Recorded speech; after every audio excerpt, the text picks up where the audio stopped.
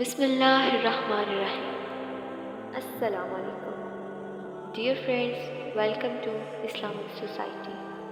آج میں آپ کو بتاؤں گی بسم اللہ کی برکت۔ فرعون نے خدائی کے دعوے سے پہلے ایک محل بنایا تھا اور اس کے باہری دروازے پر بسم اللہ الرحمن الرحیم لکھا تھا۔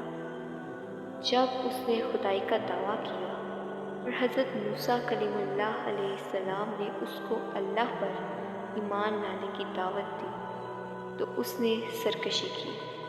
حضرت موسیٰ نے اللہ کی بارگاہ میں عرض کیا، یا اللہ، میں بار بار اسے تیری طرف بلاتا ہوں لیکن یہ سرکشی سے باز ہی نہیں آتا۔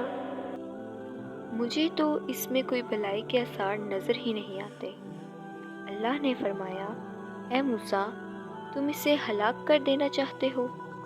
تم اس کے کفر کو دیکھ رہے ہو اور میں اپنا نام دیکھ رہا ہوں جو اس نے اپنے دروازے پر لکھ رکھا ہے۔